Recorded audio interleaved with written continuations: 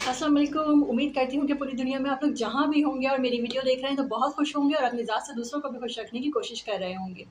अपने आप के लिए स्टैंड लेना, अपने आप के लिए हमें कैसे स्टैंड लेना है, कब स्टैंड लेना है और हमें किस तरह से अपनी प्रैक्टिस में लाना है कि हमें कोई भी नर्वस ना कर सके और हम हर जगह स्ट्रांगली अपने लिए स्टैंड ले सकें। ये स्टैंड लेने का मकसद हरगिज़ ये नहीं है कि हमें कहीं भी शाउट करना है, हमें कहीं भी चीखना चिल्लाना है या हम जो है वो कहीं पर भी किसी से बदतमीज़ी करें या ऊँची आवाज़ में बात करें, बिल्कुल नहीं। स्टैंड लेने का मकसद ये नहीं होता। पहले तो हमें ये अंडरस्टैंड करना पड़ेगा। देखिए, अपने लिए स्टैंड लेने के लिए हमें सबसे पहले ये करना होगा कि हम आहिस्ता-आहिस्ता अपने नेचर में ये बात लेकर आएँ कि अगर कहीं भी कुछ गलत हो रहा है, हमने उस सिचुएशन को किस तरह से डील करना है। तो अपने लिए स्टैंड लेना सिर्फ़ औरत के लिए, किसी भी मर्द के लिए नहीं, बल्कि कोई भी एल्डर हो, कोई भी बच्चा हो, तो इसका हर एज में हमें सीखना चाहिए, ताकि हम हर जगह अपने लिए आवाज़ उठा सकें, अपने राइट्स के लिए बोल सकें और अपनी हिम्मत में, अपनी बोल्डनेस में हम इज़ाफ़ा कर सकें। उसके लिए हमें अपने आप के लिए बोलना सीखना पड़ेगा। अपने आप अगर आप कहीं भी जाते हैं और वहाँ पर एक लंबी लाइन मौजूद है, मीन्स कि आप ग्रॉसरी करने गए या किसी मॉल में या किसी शॉप पर गए, तो आपने वहाँ पर लाइन में लगकर अपना वेट तो करना है, लेकिन अगर कोई दूसरा आपकी जगह लेने की कोशिश करता है या आपसे आगे लगने की कोशिश करता है, तो आपने उसे वहीं रोकना है और आपने कहना है कि मेरी बारी पहले है या मैं पहले आई हूँ, तो मुझे पहले जाना है। इसी तरह से मैं आपको एक और मिसाल दूँ कि अगर कोई आपकी सीट पर बैठ जाए, आप कहीं भी गई हों और कोई और आपकी सीट पे बैठ जाए, तो आपने बहुत पोलाइटली और उसको ये बात बतानी है कि ये मेरी सीट है, मैं यहाँ बैठी हुई हूँ। तो ये छोटी-छोटी चीज़ें आपको अपनी प्रैक्टिस में लानी होंगी। इसी तरह से अगर कोई बच्चा है, बहुत सारे बच्चे स्कूल में बुलिंग करते हैं, तो आपने अपने बच्चों को बताना होगा कि आपने अपने लिए वहाँ से स्टैंड लेना कैसे सीखना है।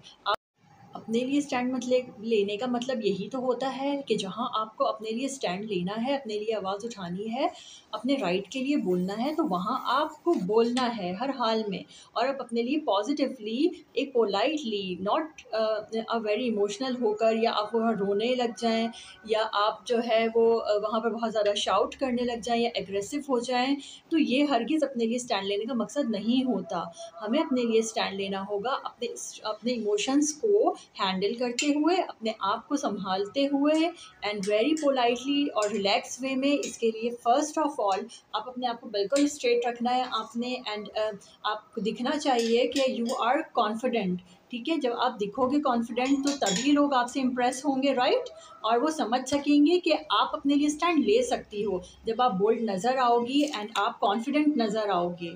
अगर हम कहीं भी देखें तो अक्सर बच्चों को ये आदत अगर घर से नहीं सिखाई जाती, तो फिर क्या होता है जब वो एल्डर होते हैं या वो अपनी स्टूडेंट लाइफ में भी होते हैं, तो वहाँ पर ये बात उनके इस तरह से उनके पर्सनैलिटी के लिए, उनकी प्रोफेशनल और वर्किंग लाइफ के लिए एक बहुत नुकसानदा चीज़ बन जाती है, एक हर्डल बन जाती है उनके पावर में, उनकी स्ट्रॉन्गनेस में और उनकी सक्सेस में। वो किस तरह से कि वो कहीं भी, अगर उन्हें बचपन से हम ये बात नहीं डालेंगे, नहीं डेवलप करेंगे, तो क्या होगा कि वो बाहर जाकर अपने लिए कहीं भी बात नहीं कर सकेंगे। अगर कोई दूसरा उनकी जगह ले रहा है या उनको आगे बढ़ने नहीं दे रहा या फिर वो इस तरह से कर रहा है कि उन्हें कोई पीछे हटा रहा है, उन्हें पुश ऑफ कर रहा है, तो वो अपने लिए वहाँ भी स्टैंड नहीं ले सकेंगे। इनफैक्ट ये बात उनके मिजाज में कुछ इस तरह से बन जाएगी, क्योंकि ये देखने में तो हमें बहुत छोटी सी बात नज़र आती है, बहुत सिंपल सी बात, लेकिन ये बड़े होकर इस तरह से असरअंदाज होती है कि अगर वो बच्चे हैं, किसी क्लास में हैं, इवन कि वो यूनिवर्सिटी या कॉलेज की लाइफ में भी हैं,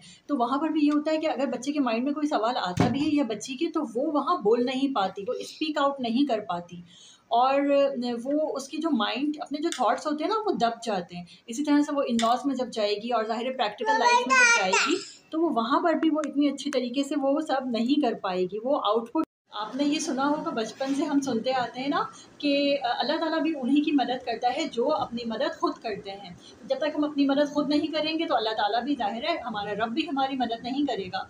तो हमें अपने लिए स्टैंड लेने के लिए खुद दूसरा ये कि आपने अपनी बॉडी लैंग्वेज से दूसरों को इम्प्रेस करना है, मीन्स कि आपने अपनी बॉडी लैंग्वेज से ये शो करना है कि you are a confident person. अगर आप कॉन्फिडेंट होंगे तो वो आपकी बॉडी लैंग्वेज ये आप शो करेगी दूसरे को पर you are a confident person. तो आप में एक कॉन्फिडेंस आएगा, आप अच्छा फील करेंगे और आप जो है वो इस तरह से अपने लिए स्टैंड ले सकेंगे। तो फिर स्टैंड लेने के लिए हम अपनी बॉडी लैंग्वेज के ऊपर वर्क करना पड़ेगा। हमने अपनी स्ट्रेट रहना है, अपनी ड्रेसिंग ऐसी करनी है, अपना फेस एक्सप्रेशंस अच्छे देने हैं कि we feel confident and we look confident. अपनी लिमिट सेट करनी पड़ेगी आपको, कुछ हेल्दी बाउंड्रीज। मीन्स कि अगर आपने किसी को नो कहना है या आपने कोई काम आपको नहीं पसंद, फॉर एग्जांपल आपको किसी का मजाक करना नहीं पसंद या कोई ऐसी बात नहीं पसंद जो दूसरे लोग आपके सामने कह रहे हैं, तो आपने क्लियरली उन्हें बताना होगा। जब तक आप बताएंगी नहीं तो जाहिर सी बात है दूसरा समझेगा नहीं कि आपको क्या पसंद है और क्या नहीं पसंद। तो आपको कुछ अपनी बाउंड्रीज, कुछ हेल्दी बाउंड्रीज इस तरह सेट करना पड़ेंगी कि ताकि आप दूसरों को ये बता सकें, दूसरों को बावर कर सकें कि मुझे इस किस्म का मजाक नहीं पसंद या मुझे इस किस्म की बातें नहीं पसंद या मुझे इस किस्म के लोग नहीं पसंद। अगर आपको किसी का घर में आना पसंद नहीं है या आपको किसी की कोई इस तरह की बात करना पसंद नहीं है या किसी किस्म का मजाक करना पसंद नहीं है, तो you have to tell them. तो आपको बताना पड़ेगा और इसमें आपको बहुत पोलाइटली, बहुत अपने एक इमोशंस को कंट्रोल करते हुए और एक अच्छी वे में आप उन्हें डिस्क्राइब करेंगे, आप उन्हें बताएंगी कि मुझे इस तरह का नहीं पसंद, ठीक है। और आपको कुछ नो भी कहना आना चाहिए ना, मीन्स कि आप नो कर सकें, नो मुझे ये नहीं पसंद है, ठीक है। और इसके अलावा जैसे कि आप होता है कि रेस्टोरेंट में हम फॉर एग्जांपल गए और फिर रेस्टोरेंट में अगर हमें कोई फूड पसंद नहीं आया तो क्या होता है, ठीक है इट्स ओके, हमने खा लिया चुपचाप करके एंड पे भी किया और फिर हम वापस आ गए। नो, अगर आपको नहीं पसंद तो आपने वहाँ पर मैनेजर को कॉल करना है, आपने उन्हें बताना है कि ये आपका फूड आइटम अच्छा नहीं है या ये इसमें ये कंप्लेन है। तो मीन्स इस तरह से आप इन्हेंस करेंगे अपना कॉन्फिडेंस एंड अपने लिए स्टैंड लेंगे। तो देखा आपने कि ये कितनी छोटी चीज़ें हमें लगती हैं लेकिन ये हमारी लाइफ में एक बड़ा इम्पैक्ट क्रिएट करती हैं।